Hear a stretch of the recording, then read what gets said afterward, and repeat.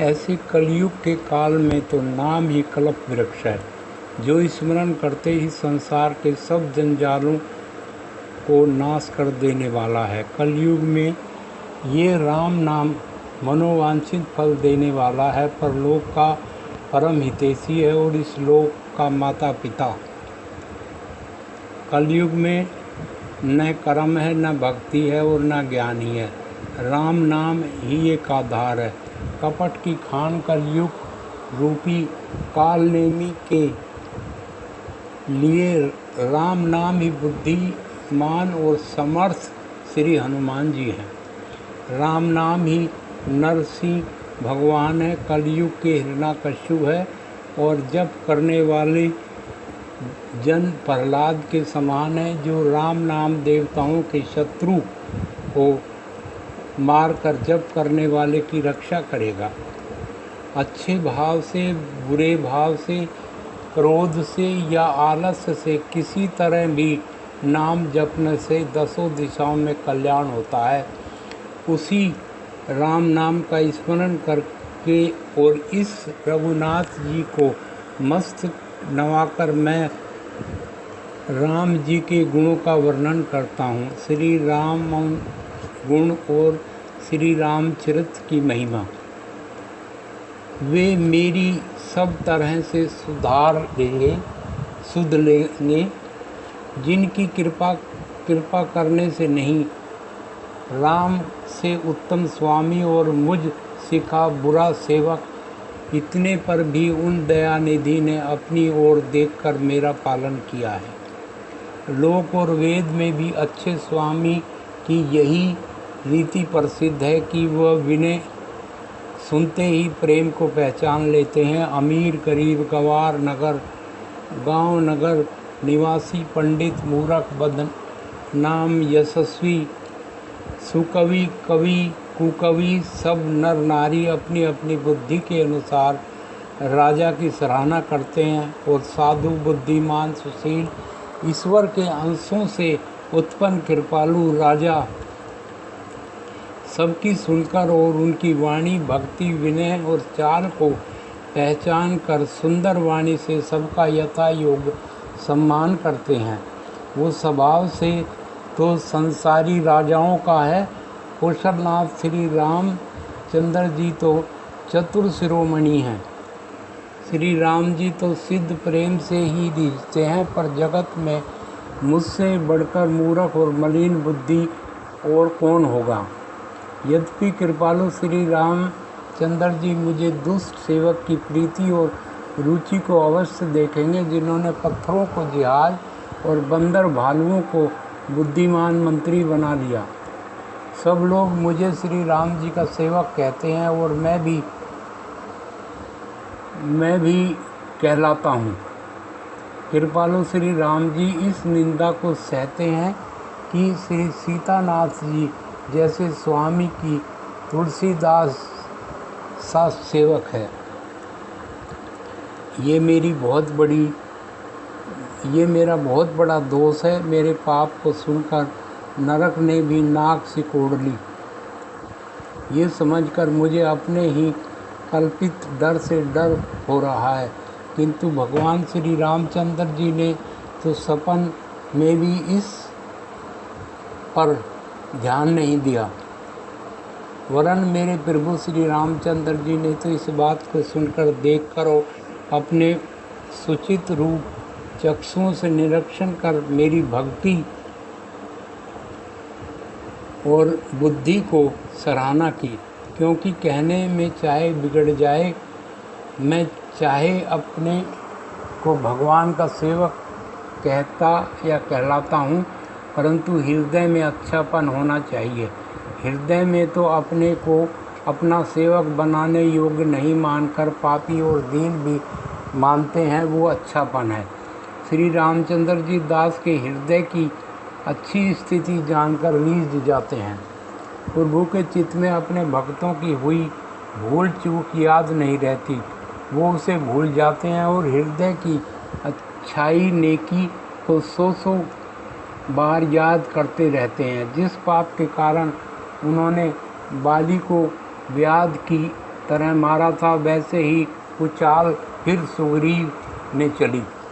वही करनी भविष्य की थी, परंतु श्री रामचंद्र ने सपन में भी उनके मन में विचार नहीं किया। उल्टे भरत जी से मिलने के समय श्री रघुनाथ जी ने उनका सम्मान किया और राजसभा में भी उनके गुणों का व्याख्यान किया। प्रभु श्री रामचंद्र जी तो वृक्ष के नीचे और बंदर डाली पर, अर्थात कहाँ मर्यादा पुरुषोत्तम सच्चिदानंद परमात्मा श्री राम जी और कहाँ पेड़ों की शाखाओं पर कूदने वाले बंदर, परंतु ऐसे बंदरों को भी उन्होंने अपने सम्मान दिया, बना लिया।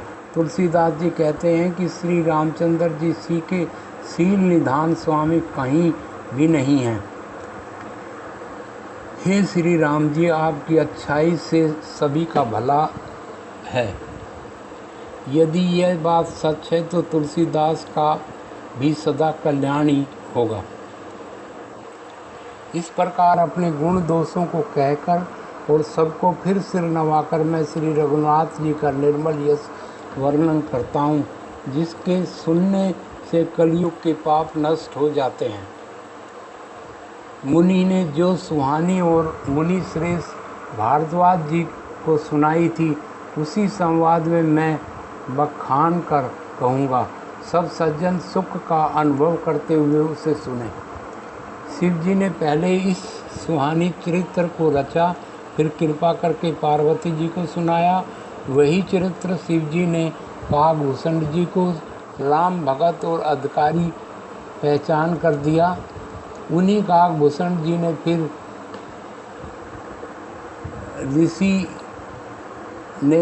ऋषि जी ने पाया और उन्हें फिर उस भारद्वाज जी को गाकर सुनाया। ये दोनों वक्ता और श्रोता समान शील वाले और समदर्शी हैं और श्री हरि की लीला को जानते हैं। वो अपने ज्ञान से तीनों कालों की बात को तेली पर रखते हुए आंवले के समान जानते हैं, और भी जो सुजान हरि भक्त हैं वो इस चरित्र को नाना प्रकार से कहते, सुनते और समझते हैं। फिर वही कथा मैंने वराह क्षेत्र में अपने गुरुजी से सुनी, परंतु उस समय मैं लड़कपन के कारण बहुत बेसमझ था, इससे उसको उस प्रकार समझ नहीं सका। श्री रामचंद्र जी के गूढ़ कथा का वक्ता और श्रोता दोनों ज्ञान की खजाने होते हैं। मैं कलयुग के पापों से ग्रस्त हुआ महामूढ़ जड़ जीव भला उसको कैसे समझ सकता था। तो भी गुरुजी ने जब बार बार कथा कही तो बुद्धि के अनुसार कुछ समझ में आई, वही अब मेरे द्वारा भाषा में रची जाएगी, जिससे मेरे मन को संतोष हो। जैसे कुछ मुझ में बुद्धि और विवेक का बल है, मैं हृदय में हरि की प्रेरणा से उसी के अनुसार कहूँगा। मैं अपने संदेह, ज्ञान और भ्रम को हरने वाली कथा रचता हूँ, जो संसार रूपी नदी के पार करने के लिए नाव है। राम कथा पंडितों को विश्राम देने वाली, सब मनुष्यों को प्रसन्न करने वाली और कलयुग के पापों का नाश करने वाली है। राम कथा कलयुग रूपी सांप के लिए मोरनी है और विवेक रूपी अग्नि की प्रकट करने के लिए मंथन की जाने वाली लकड़ी है। राम कथा कलयुग में सब मनोरथों को पूरा करने वाली कामधेनु वो है, जो सज्जनों के लिए सुंदर संजीवनी जड़ी है। पृथ्वी पर यही अमृत की नदी है, जन्म मरण रूपी भय का नाश करने वाली और भ्रम रूपी मेंढकों को खाने के लिए सरपनी है। ये राम कथा असुरों की सेना के समान नरकों का नाश करने वाली और साधु रूपी देवताओं के कुल का हित करने वाली पार्वती है। वो संत समाज रूपी क्षीर समुद्र के लिए लक्ष्मी जी के समान है और संपूर्ण विश्व का भार उठाने में अचल पृथ्वी के समान है। यमदूतों के मुख पर कालिख लगाने के लिए ये जगत में यमुना जी के समान है और जीवों को मुक्ति देने के लिए मानो कांसी ही है। ये भी राम जी के पवित्र तुलसी के समान प्रिय है और तुलसीदास जी के लिए हुलसी तुलसीदास जी की माता के समान हृदय में हित करने वाली है। ये राम कथा शिव जी की और नर्मदा जी के समान प्यारी है। ये सब सिद्धियों की तथा सुख संपत्ति की राशि है। सद्गुण रूपी देवताओं के उत्पन्न और पालन पोषण के लिए माता अदिति के समान है। श्री रघुनाथ जी की भक्ति और प्रेम की परम सीमा भी है। तुलसीदास जी कहते हैं कि राम कथा मंदाकिनी नदी है, सुंदर चित्रकूट है, सुंदर स्नेही वन है, जिसमें श्री सीता राम जी विहार करते हैं। श्री रामचंद्र जी का चरित्र सुंदर चिंतामणि है और संतों की सुबुद्धि रूपी स्त्री को सुंदर श्रृंगार है। श्री रामचंद्र जी के गुण समूह जगत का कल्याण करने वाले और मुक्ति, धन, धर्म और परम धाम को देने वाले हैं। ज्ञान, वैराग और योग के लिए सद्गुरु हैं और संसार रूपी भयंकर रोग का नाश करने के लिए देवताओं के वैद्य के समान हैं। वे श्री सीताराम जी के प्रेम के उत्पन्न करने के लिए माता पिता है और संपूर्ण व्रत, धर्म और नियमों के बीज हैं। पाप, संताप और शोक का नाश करने वाले तथा इस लोक और परलोक के प्रिय पालन करने वाले विचार रूपी राजा के सूरवीर मंत्री और लोभ रूपी अपार समुद्र को सोखने के लिए अगस्त मुनि हैं। भक्तों के मन रूपी वन में बसने वाले काम, क्रोध और कलयुग के पाप रूपी हाथियों के मारने के लिए सिंह के बच्चे हैं। शिव जी के पूज्य और प्रियतम अतिथि हैं। दरिद्रता रूपी दवानल को बुझाने के लिए कामना पूर्ण करने वाले मेघ हैं। विषय रूपी सांप को जहर उतारने के लिए मंत्र और महामणि हैं।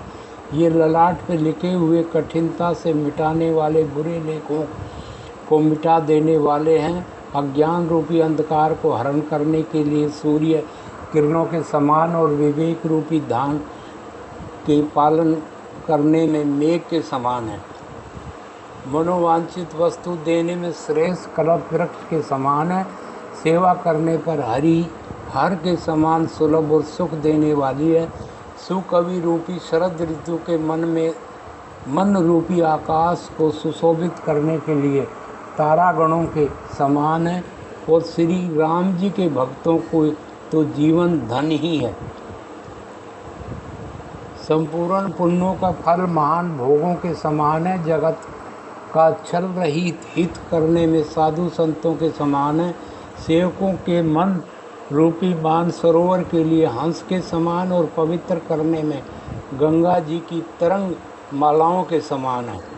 श्री राम जी के गुणों के समूह कुमार्ग, कुतर्क, कुचाल और कलयुग के कपट पाखंड को जलाने के लिए वैसे ही है जैसे ईंधन के लिए प्रचंड अग्नि। रामचरित पूर्णिमा के चंद्रमा की किरणों के समान सभी को सुख देने वाले हैं, परंतु सज्जन रूपी कुमुदिनी और चकोर के चित्त के लिए वो विशेष हितकारी और महान लाभदायक है। श्री पार्वती जी ने श्री शिव जी से प्रश्न किया और जिस प्रकार से श्री शिव जी ने विस्तार से उसका उत्तर कहा, वो सब कारण मैं विचित्र कथा की रचना करके गाकर कहूँगा। जिन्होंने ये कथा पहले ना सुनी हो वो इसे सुनकर आश्चर्य ना करें। जो ज्ञानी इस विचित्र कथा को सुनते हैं वो ये जानकर आश्चर्य नहीं करते कि संसार में राम कथा की कोई सीमा नहीं। उनके मन में ऐसा विश्वास रहता है नाना प्रकार से श्री रामचंद्र जी के अवतार हुए हैं और 100 करोड़ अथवा अपार रामायण है।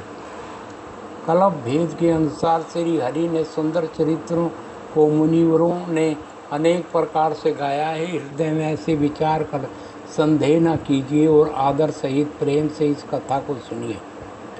श्री रामचंद्र जी अनंत हैं, उनके गुण भी अनंत हैं और उनकी कथाओं का विस्तार भी असीम है। अतः उनके विचार निर्मल हैं, वो इस कथा को सुनकर आश्चर्य नहीं मानेंगे। इस प्रकार सब संदेहों को दूर करने और श्री गुरु के चरण कमलों की रज को सिर पर धारण कर कि मैं पुनः हाथ जोड़कर सबकी विनती करता हूँ जिससे कथा की रचना में कोई दोष स्पर्श ना करने पाए। मानस निर्माण की तिथि। अब मैं आदरपूर्वक श्री शिव जी को सिर नवाकर श्री रामचंद्र जी के गुणों की निर्मल कथा कहता हूँ। श्री हरि के चरणों पर सिर रखकर संवत 1631 में इस कथा का आरंभ करता हूँ। चैत माह की 9वीं तिथि मंगलवार को श्री अयोध्या जी में ये चरित्र प्रकाशित हुआ। जिस दिन श्री राम जी का जन्म होता है, वेद कहते हैं कि उस दिन सारे तीर्थ यहाँ चले आते हैं। असुर, नाग, पक्षी, मनुष्य, मुनि और देवता सब अयोध्यापुरी में आकर श्री रघुनाथ जी की सेवा करते हैं। बुद्धिमान लोग जन्म का महोत्सव मनाते हैं और श्री राम जी की सुंदर कीर्ति का गान करते हैं। सज्जनों के बहुत से समूह उस दिन श्री सरयू जी के पवित्र जल में स्नान करते हैं और हृदय में सुंदर श्याम शरीर श्री रघुनाथ जी का ध्यान करके उनका नाम का जाप करते हैं। वेद पुराण कहते हैं कि सरयू जी के दर्शन, स्पर्श, स्नान और जलपान पापों को हरता है। यह नदी बड़ी ही पवित्र है, इसकी महिमा अनंत है। जिसे विमल बुद्धि वाली सरस्वती भी नहीं कह सकती। ये शोभामान अयोध्यापुरी श्री रामचंद्र जी के परम धाम की देने वाली है। सब लोकों में प्रसिद्ध है, अत्यंत पवित्र है। जगत में 4 खानी के अनंत जीव हैं। इन्हीं में से जो कोई भी अयोध्या जी में शरीर छोड़ता है वो फिर संसार में नहीं आते। इस अयोध्यापुरी को सब प्रकार से मनोहर, सब सिद्धियों की देने वाली और कल्याण की खान समझकर मैंने इस निर्मल कथा का आरंभ किया, जिसके सुनने से काम, मद और दंभ नष्ट हो जाते हैं। इसका नाम रामचरितमानस है, जिसके कानों से सुनते ही शांति मिलती है। मन रूपी हाथी विषय रूपी दवानल में जल रहा है। ये यदि इस रामचरितमानस रूपी सरोवर में आ पड़े तो सुखी हो जाए।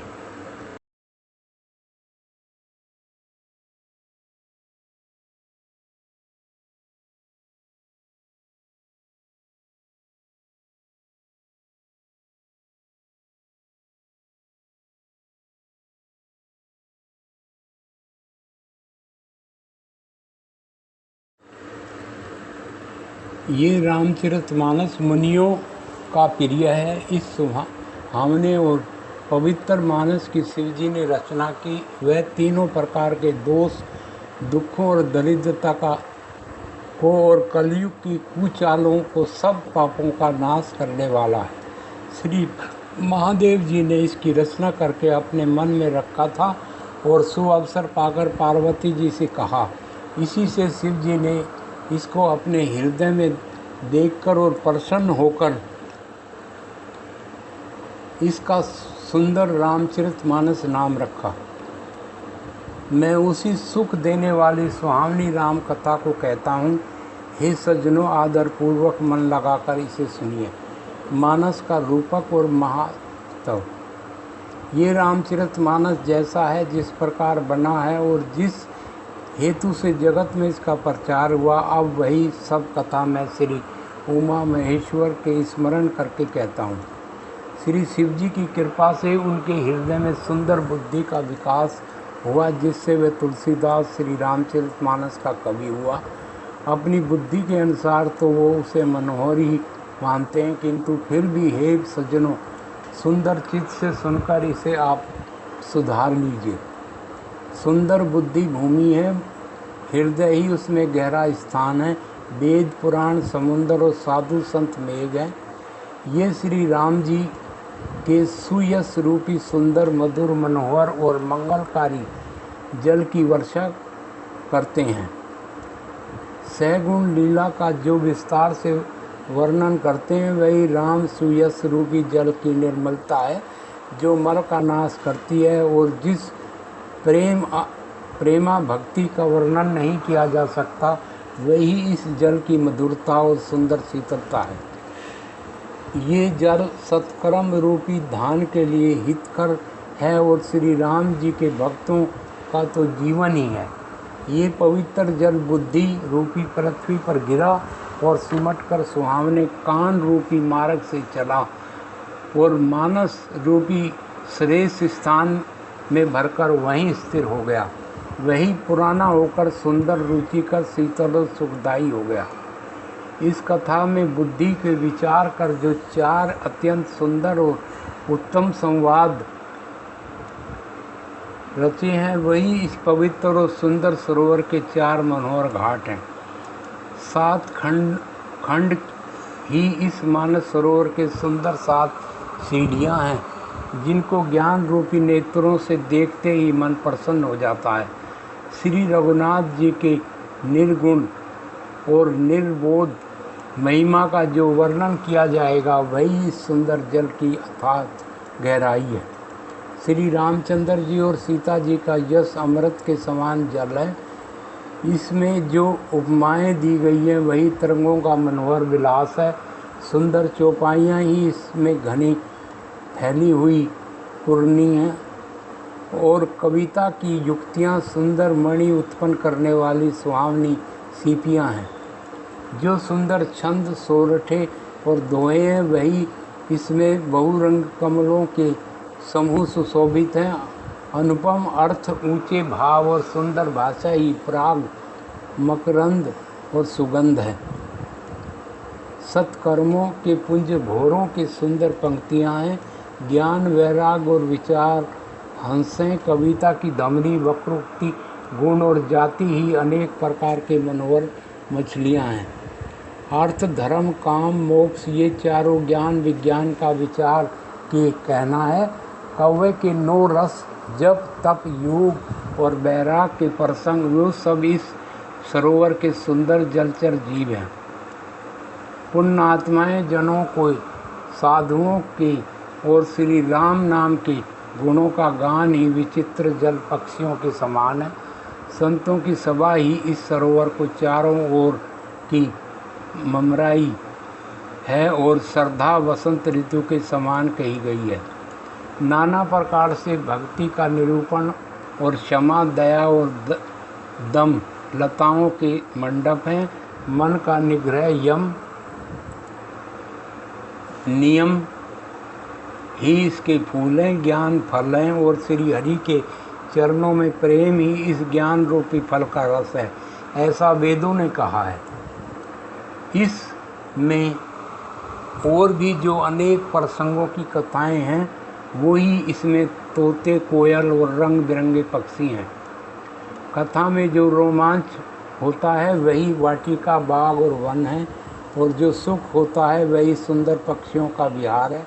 निर्मल मन ही माली है और जो प्रेम रूपी जल में सुंदर नेत्रों द्वारा उसको सींचता है। जो लोग इस चरित्र को सावधानी से गाते हैं, वो इस तालाब के चतुर रखवाले हैं और जो स्त्री पुरुष सदा आदरपूर्वक इसे सुनते हैं, वही सुंदर मानस के अधिकारी उत्तम देवता हैं। जो अति दुष्ट और विषयी हैं, वो अभागे, बुगड़े और कोए हैं, जो इस सरोवर के समीप नहीं जाते, क्योंकि यहाँ घोगे, मेंढक और सेवावार के समान विषय रस के नाना कथाएं नहीं हैं। इसी कारण बेचारे कोएर, बुगड़े रूपी विषयी लोग यहाँ आते हैं, वे हृदय में हार मान जाते हैं, क्योंकि इस सरोवर तक आने में कठिनाइयाँ बहुत हैं। श्री राम जी की कृपा बिना यहाँ नहीं आया जाता। घोर कुसंग ही भयंकर बुरा रास्ता है। कुसंगति के वचन ही बाघ हैं, सिंह और सांप हैं। घर के काम काज और गृहस्थियों की भांति के जंजाल ही अत्यंत दुर्गम बड़े बड़े पहाड़ हैं। मोहम्मद और मान ही बहुत से बीहड़ वन हैं और नाना प्रकार के कुतर्क की भयानक नदियां हैं। जिसके पास श्रद्धा रूपी राह खर्च नहीं है और संतों का साथ नहीं है और जिनको श्री रघुनाथ जी प्रिय हैं, उनके लिए मानस अत्यंत ही अगम है। यदि कोई मनुष्य कष्ट उठाकर कहाँ तक पहुँचे भी जाए, यहाँ तक पहुँच भी जाए तो यहाँ जाते ही उसे नींद रूपी जड़ी आ जाती है। हृदय में मूर्खता रूपी बड़ा कड़ा जाड़ा लगने लगता है, जिससे यहाँ जाकर भी वह अभागा स्नान नहीं कर पाता। उससे इस सरोवर में स्नान और उसका जलपान तो किया नहीं जाया, तब वह अभिमान सहित लौट आता है। फिर यदि कोई उसे पूछने आता है तो वो सरोवर की निंदा करके उसे समझाता है। वो सारे विघ्न उसको नहीं, जिसे श्री रामचंद्र जी सुंदर कृपा की दृष्टि से देखते हैं, वही आदरपूर्वक इस सरोवर में स्नान करता है और महान भयानक तिरताप से नहीं जलता। जिनके मन में श्री रामचंद्र के चरणों में सुंदर प्रेम है, वो इस सरोवर को कभी नहीं छोड़ते। हे भाई, जो इस सरोवर में स्नान करना चाहते हैं वो मन लगाकर सत्संग करें। ऐसे मानस सरोवर को हृदय के नेत्रों से देखें और उसमें गोता लगाकर कवि की बुद्धि निर्मल हो गई। हृदय में आनंद और उत्साह भर गया और प्रेम तथा आनंद का प्रभाव उमड़ आया। उससे वह सुंदर कविता रूपी नदी बह निकली, जिससे श्री राम जी का निर्मल यश रूपी जल भरा है। इसका नाम सरयू है, जो संपूर्ण सुंदर मंगलों की जड़ है। लोक मत और वेद मत इसके दो सुंदर किनारे हैं। वो सुंदर मानस सरोवर की कन्या सरयू नदी बड़ी पवित्र है और कलयुग के पाप रूपी तिनकों और वृक्षों को जड़ से उखाड़ फेंकने वाली है। 3 प्रकार के श्रोताओं का समाज इस नदी के दोनों किनारों पर बसे हुए पूर्वी गांव और नगरों में है। संतों की सभा ही सब सुंदर मंगलों की जड़ अनुपम अयोध्या जी है।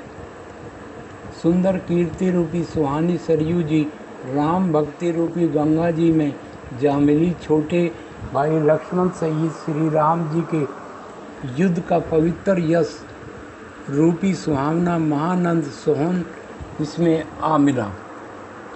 दोनों के बीच में भक्ति रूपी गंगा जी की धारा ज्ञान और वैराग्य के सहित शोभित हो रही है। ऐसी तीनों पापों को डराने वाली यह त्रिमुहिनी नदी राम स्वरूप रूपी समुद्र की ओर जा रही है।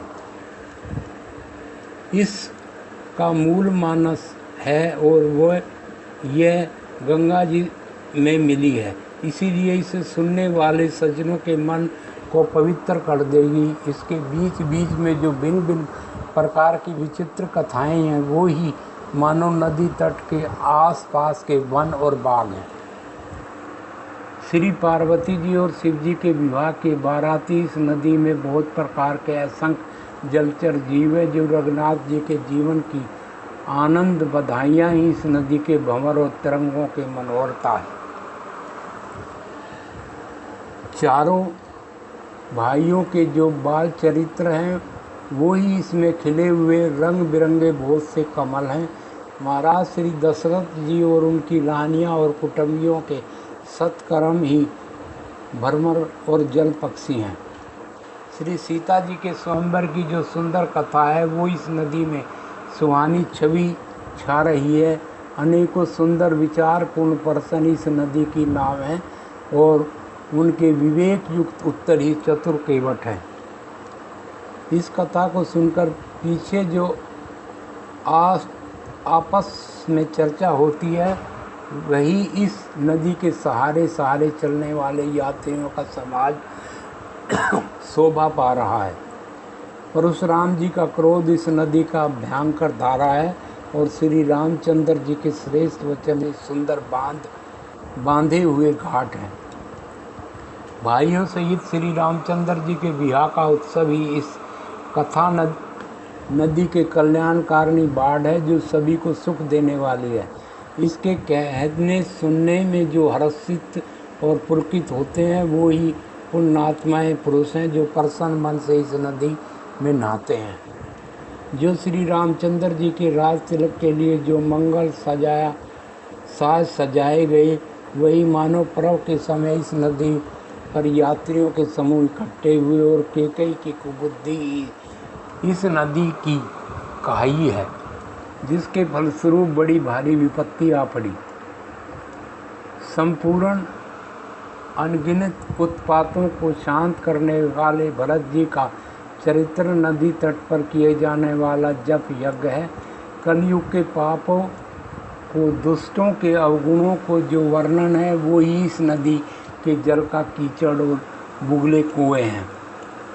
ये कीर्ति रूपणी नदी 6 ऋतुओं में सुंदर है।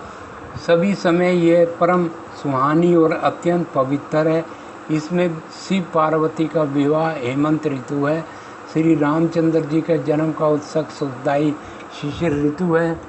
श्री रामचंद्र जी का विवाह समाज का वर्णन ही आनंद मंगल में ऋतुराज वसंत है। श्री राम जी का वन आगमन ग्रीष्म ऋतु है और मारक की कथाएं कड़ी धूप और लू हैं। राक्षसों के साथ घोर युद्ध ही वर्षा ऋतु है, जो देवकुल रूपी धान के लिए सुंदर कल्याण करने वाली है। रामचंद्र जी के राज्यकाल का जो सुख, विनम्रता और बढ़ाई है, वही निर्मल सुख देने वाली सुहावनी शरद ऋतु है। सती शिरोमणियों श्री सीता जी के गुणों की जो कथा है, वही इस जल का निर्मल और अनुपम गुण है। श्री भरत जी का स्वभाव इस नदी का सुंदर शीतलता है, जो सदा एक सी रहती है और उसका वर्णन नहीं किया जा सकता। चारों भाइयों का पारस्परिक देखना, बोलना, मिलना, एक दूसरे से प्रेम करना, हंसना और सुंदर भाईपना इस जल की मधुरता और सुगंध है। मेरा अर्थ भाव, विनय और दीनता इस सुंदर और निर्मल जल का कम हल्कापन नहीं है। ये जल बड़ा ही अनोखा है, जो सुनने से ही गुण करता है और आशा रूपी प्यास को और मन के मैल को दूर कर देता है। ये जल श्री रामचंद्र जी के सुंदर प्रेम की पुष्टि करता है, कलयुग के समस्त पापों और उससे होने वाली गलानी को हर लेता है, शर्म को खोक लेता है, संतोष को भी संतुष्ट करता है और पाप, दरिद्रता और दोषों को नष्ट कर देता है।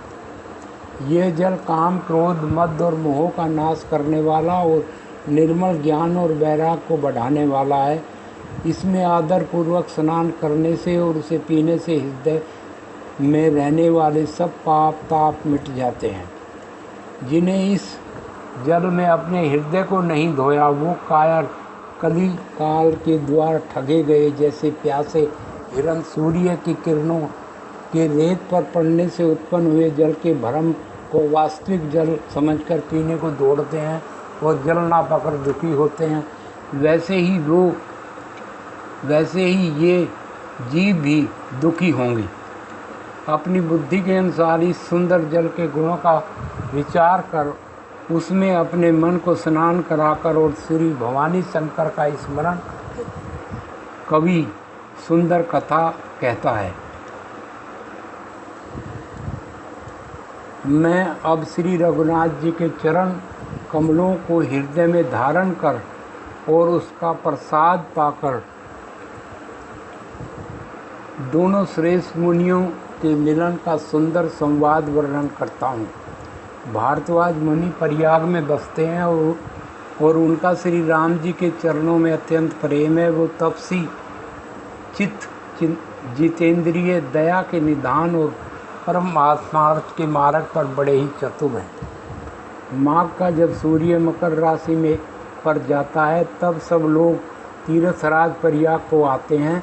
देवता, दैत्य, किन्नर और मनुष्यों के समूह सब आदरपूर्वक त्रिवेणी में स्नान करते हैं।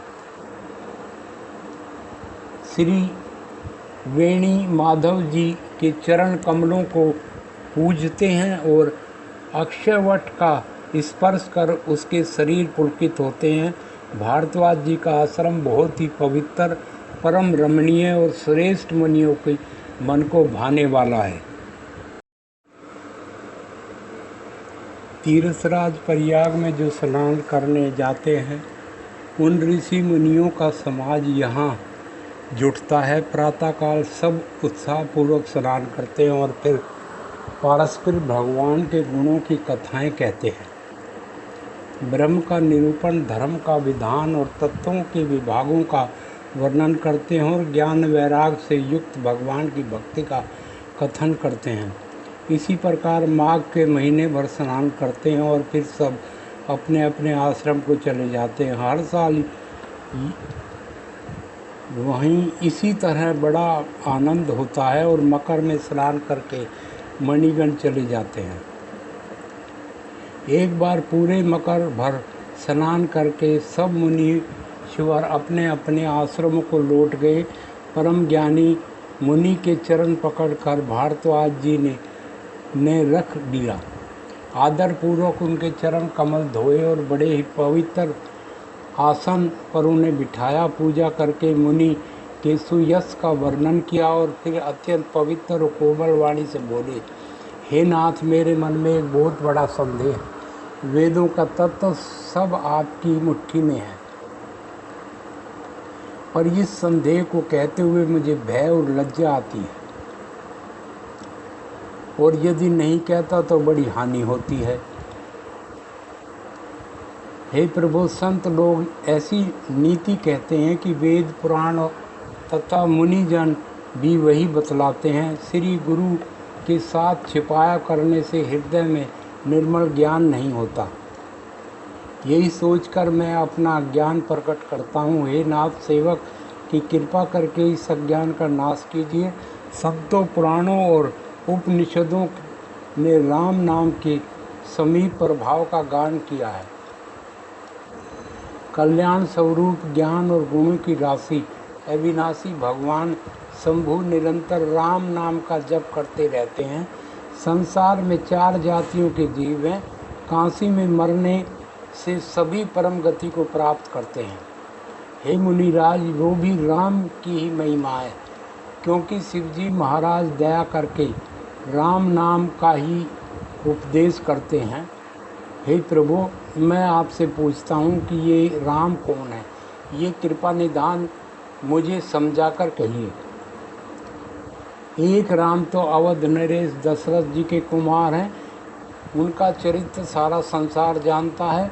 उन्होंने स्त्री के विरह में अपार दुख उठाया और क्रोध आने पर युद्ध में रावण को मार डाला। हे प्रभु, वही राम है या और कोई दूसरे हैं जिनको शिव जी जपते हैं? आप सत्य के धाम हैं, सब कुछ जानते हैं, ज्ञान विचार कर कहिए। हे नाथ, जिस प्रकार से मेरा ये भारी भ्रम मिट जाए, आप वही कथा विस्तार पूर्वक कहिए। इस पर मुनिवर मुस्करा कर बोले, हे रघुनाथ जी की प्रभुता को तुम जानते हो। तुम मन, वचन और कर्म से श्री राम जी के भक्त हो। तुम्हारी चतुराई में मैं जान गया। तुम श्री राम जी के रहस्य गुणों को सुनना चाहते हो, इसी से तुमने ऐसा प्रसन्न किया, मानो बड़े ही मूढ़ हो। हे तात, तुम आदरपूर्वक मन लगाकर सुनो। मैं श्री राम जी की सुंदर कथा कहता हूँ। बड़े भारी अज्ञान विशाल महिषासुर और श्री राम जी की कथा भयंकर काली जी की है। सती का भ्रम, श्री राम जी का ऐश्वर्य और सती का खेद। श्री राम जी की कथा चंद्रमा की किरणों के समान है, जिसे संत रूपी चकोर सदा पान करते हैं। ऐसे ही संदेह पार्वती जी ने किया था। तब महादेव जी ने विस्तार से उसका उत्तर दिया था। अब मैं अपनी बुद्धि के अनुसार वही उमा और शिव जी का संवाद कहता हूँ। वो जिस समय और जिस हेतु से हुआ, उसे श्री मुनि तुम सुनो, तुम्हारा विषाद मिट जाएगा। एक बार त्रेता युग में शिव जी अगस्त ऋषि के पास गए। उनके साथ जगजननी भवानी सती जी भी थी। ऋषि ने संपूर्ण जगत के ईश्वर जानकर उनका पूजन किया। मुनिवर अगस्त जी ने राम कथा विस्तार से कही, जिसको महेश्वर ने परम सुख मानकर सुना। फिर ऋषि ने शिव जी से सुंदर हरि भक्ति पूछी और शिव जी ने उनको अधिकारी पाकर रहस्य सहित भक्ति का निरूपण किया। श्री रघुनाथ जी के गुणों की कथाएं कहते सुनते कुछ दिन तक शिवजी वहाँ रहे। फिर मुनि से विदा मांगकर शिवजी दक्ष कुमारी सती जी के साथ घर कैलाश को चले। उन्हीं दिनों पृथ्वी का भार उतारने के लिए श्री हरि ने रघुवंश में अवतार लिया था। वो अविनाशी भगवान उस समय पिता के वचनों से राज्य का त्याग करके तपसी व साधु वेश में दंड कारण वन में विचर रहे थे। शिवजी हृदय में विचरते जा रहे थे कि भगवान के दर्शन मुझे किस प्रकार हों। प्रभु ने गुप्त रूप से अवतार लिया है, मेरे जाने से सब लोग जान जाएंगे। श्री शंकर जी के हृदय में इस बात को लेकर बड़ी खलबली उत्पन्न हो गई, परंतु सती जी इस खेद को नहीं जानती थी। तुलसीदास जी कहते हैं कि शिव जी के मन में डर था, परंतु दर्शन के लोभ से उनके नेत्र ललचा रहे थे। रावण ने अपनी मृत्यु मनुष्य के हाथों से मांगी थी। ब्रह्मा जी के वचनों को प्रभु सत्य करना चाहते हैं। मैं जो पास नहीं जाता हूँ तो बड़ा पछतावा रह जाएगा। इस प्रकार शिवजी विचार करते थे, परंतु कोई भी युक्ति ठीक नहीं बैठती थी। इस प्रकार महादेव जी चिंता के वश में हो गए। उसी समय नीच रावण ने जाकर मारीच का साथ लिया और वह तुरंत कपट मृग बन गया। मूर्ख ने छल करके सीता जी का हरण कर लिया। उसे श्री रामचंद्र जी के वास्तविक प्रभाव का कुछ भी पता न था। मृग को मारकर भाई लक्ष्मण सहित श्री हरि आश्रम में आए। उस समय खाली देखकर उनके नेत्रों में आंसू भर आए। श्री रघुनाथ जी मनुष्य की भांति विरह से व्याकुल हैं और दोनों भाई वन में सीता को खोजते हुए फिर रहे हैं। जिनको कभी कोई संयोग वियोग नहीं, उसमें प्रत्यक्ष विरह का दुख देखा गया। श्री रघुनाथ जी का चरित्र बड़ा ही विचित्र है। उसको पहुँचे हुए ज्ञानी जन ही जानते हैं। जो मंद बुद्धि है वो तो विशेष रूप से मोह के वश होकर हृदय में कुछ दूसरी बात समझ बैठते हैं। श्री शिव जी ने उस अवसर पर श्री राम जी को देखा और उनके हृदय में बहुत भारी आनंद उत्पन्न हुआ। उन शोभा के समुंदर को शिव जी ने नेत्र भरकर देखा, परंतु अवसर ठीक ना जानकर परिचय नहीं किया। जगत को पवित्र करने वाले सच्चिदानंद की जय हो, इस प्रकार कहकर कामदेव का नाश करने वाले श्री शिवजी जी चल पड़े। कृपा निधान शिवजी बार बार आनंद से पुलकित होते हुए सती जी के साथ चले जा रहे थे। सती जी ने शंकर की ये दशा देखी तो उनके मन में बड़ा संदेह उत्पन्न हो गया। शंकर जी की सारी जगत वंदना करता है और वो जगत के ईश्वर हैं। देवता मनुष्य मुनि सब उनके प्रति सर नवाते हैं। उन्होंने एक राजपुत्र को सच्चिदानंद परम धाम कहकर प्रणाम किया और उनकी शोभा देखकर इतने प्रेम मगन हो गए कि अब तक उनके हृदय से प्रीति रोकने से भी नहीं रुकती। जो ब्रह्म सर्व व्यापक माया रहित अजन्मा अगोचर इच्छा रहित और भेद रहित है, उसे वेद भी नहीं जानते। क्या वो देह धारण करके मनुष्य हो सकता है? देवताओं के हित के लिए मनुष्य धारण करने वाले जो विष्णु भगवान हैं वही शिव की ही भांति सर्वज्ञ हैं। वो ज्ञान के भंडार लक्ष्मीपति और असुरों के शत्रु भगवान विष्णु क्या अज्ञानी की तरह स्त्री को खोजेंगे? फिर शिव जी के वचन भी झूठे नहीं हो सकते। सब कोई जानते हैं कि शिव जी सर्वज्ञ है। सती के मन में इस प्रकार अपार संदेह उठ खड़ा हुआ। किसी तरह भी उनके हृदय के ज्ञान का दुष्प्रभाव नहीं होता था। यद्यपि भवानी जी ने प्रकट कुछ नहीं कहा, पर अंतर्यामी शिव जी को सब जान गए। वो बोले, हे सती सुनो, तुम्हारा स्त्री स्वभाव है, ऐसा संदेह मन में कभी ना रखना चाहिए।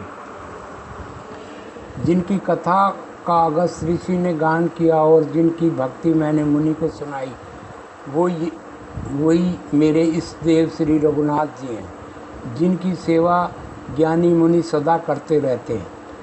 ज्ञानी मुनि योग और सिद्धांत निरंतर निर्मल चित्त से जिनका ध्यान करते हैं, वो वेद पुराण शास्त्र नीति नीति कहकर उनकी कीर्ति गाते हैं। उन्हीं सर्वव्यापक समस्त ब्रह्मांडों के स्वामी मायापति नित्य परम स्वतंत्र ब्रह्म रूप भगवान श्री राम ने अपने भक्तों के हित के लिए रघुकुल के मणि रूप में अवतार लिया है। यद्यपि शिव जी ने बहुत बार समझाया, फिर भी सती जी के हृदय में उनका उपदेश नहीं बैठा। तब महादेव जी ने मन में भगवान की माया का बल जानकर मुस्कुराते हुए बोले,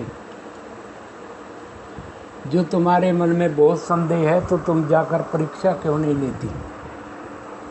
जब तक तुम मेरे पास लौट आओगी तब तक मैं इसी बड़े की छाँ में बैठा हूँ। जिस प्रकार तुम्हारा ये अज्ञान जनित भारी भ्रम दूर हो, विवेक के द्वारा सोच समझकर तुम वही करना। शिव जी की आज्ञा पाकर सती चली और मन में सोचने लगी कि भाई क्या करूं। इधर शिव जी ने मन में ऐसा अनुमान किया कि दक्ष कन्या सती का कल्याण नहीं है। जब मेरे समझाने से भी संदेह दूर नहीं होता, तब विधाता ही उल्टे हैं। अब सती का कुशल नहीं है।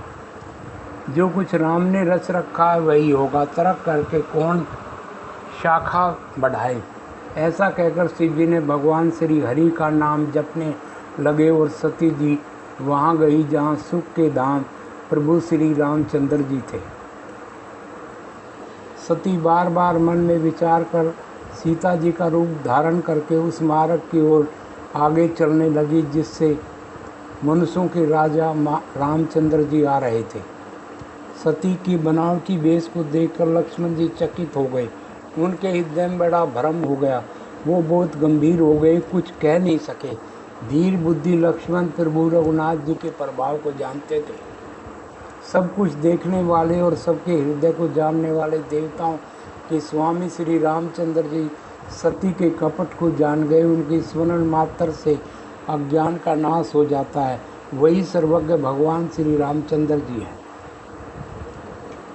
स्त्री स्वभाव का असर तो देखो कि वहाँ भी सती जी छिपावा करना चाहती है। अपनी माया के बल को हृदय में बखान कर श्री रामचंद्र जी हंसकर कोमल वाणी से बोले। पहले प्रभु ने हाथ जोड़कर सती को प्रणाम किया और पिता सहित अपना नाम बताया। फिर कहा कि वृक्ष केतु शिव जी कहाँ हैं? आप यहाँ वन में अकेली किस लिए फिर रही हैं? श्री रामचंद्र जी के कोमल और रहस्य भरे वचन सुनकर सती जी को बड़ा संकोच हुआ। वो डरती हुई चुपचाप शिव जी के पास चली। उनके हृदय में बड़ी चिंता हो गई कि मैंने शंकर जी का कहना न माना और अपने अज्ञान को ही श्री रामचंद्र जी का पर आरोप किया। अब जाकर मैं शिव जी से क्या उत्तर दूंगी। सती जी के हृदय में अत्यंत भयानक जलन पैदा हो गई। श्री रामचंद्र ने जान लिया कि सती जी को दुख हुआ है। तब उन्होंने अपने कुछ प्रभाव प्रकट करके उन्हें दिखाए। सती जी ने मार्ग में जाते हुए कहा कि रामचंद्र जी सीता जी और लक्ष्मण जी सहित आगे चले जा रहे हैं। पीछे की ओर फिरकर देखा तो वहाँ भी भाई लक्ष्मण और सीता जी के साथ श्री रामचंद्र जी सुंदर वेश में दिखाई दिए। वो जिधर देखती उधर ही प्रभु श्री रामचंद्र जी विराजमान हैं और सुचतुर सिद्ध मुनीश्वर उनकी सेवा कर रहे हैं। सती जी के अनेक शिव ब्रह्मा और विष्णु देखे जो एक से एक बढ़कर असीम प्रभाव वाले हैं। भांति भांति के वेश धारण किए सभी देवता श्री रामचंद्र की चरण वंदना और सेवा कर रहे हैं। उन्होंने अनगिनत अनुपम सती ब्रह्माणी और लक्ष्मी देखी। जिस रूप में ब्रह्मा आदि देवता उसी के अनुकूल रूप में वो सब शक्तियाँ भी थी। सती जी ने जहाँ जहाँ जितने रघुनाथ जी देखे शक्तियाँ सहित वहाँ उतने ही सारे देवताओं को भी देखा। संसार में जो चराचर जीव है वो भी उनके अनेक प्रकार से सब देखे। अनेकों वेश धारण करके देवता प्रभु श्री रामचंद्र जी को पूजा कर रहे हैं, परंतु श्री रामचंद्र जी का दूसरा कहीं नहीं देखा। सीता सहित श्री रघुनाथ जी बहुत से देखे, परंतु उनके वेश अनेक नहीं थे। वही रघुनाथ जी, वही लक्ष्मण और वही सीता जी। सती ऐसा देखकर बहुत ही डर गई, उनका हृदय कांपने लगा और देह की सारी सुध बुझ जाती रही। वो आंख मूंद कर मार्ग में बैठ गई। फिर आंख खोलकर देखा तो वहाँ दक्ष कुमारी सती जी को कुछ भी ना दिखाई पड़ा। तब वो बार बार श्री रामचंद्र जी के चरणों में सिर नवाकर वहाँ चली श्री शिव जी थे। जब पास पहुंची तब श्री शिव जी ने हंसकर कुशल प्रश्न करके कहा कि तुमने राम जी को किस प्रकार परीक्षा ली, सारी बात सच सच कहो। सती जी ने श्री रघुनाथ जी के प्रभाव को समझ के डर के मारे शिव जी के छिपावा किया और कहा कि हे स्वामी, मैंने कुछ भी परीक्षा नहीं ली, आपकी ही तरह प्रणाम किया। आपने जो कहा वो झूठ नहीं हो सकता, मेरे मन में ये बड़ा विश्वास है। तब शिव ने ध्यान करके देखा और सती जी ने जो चरित्र किया था वो सब जान लिया। फिर श्री रामचंद्र जी की माया को सिर नवाया, जिन्होंने प्रेरणा करके सती के मुंह से भी झूठ कहलवा दिया। सुजान शिव जी के मन में विचार किया कि हरि की इच्छा रूपी भावी प्रबल है। सती जी ने सीता जी का वेश धारण किया। ये जानकर शिव जी के हृदय में बड़ा विषाद हुआ। उन्होंने सोचा कि यदि मैं अब सती से प्रीति करता हूँ तो वो भक्ति मार्ग लुप्त हो जाता है और बड़ा अन्याय होता है। शिव जी द्वारा सती का त्याग, शिव जी की समाधि।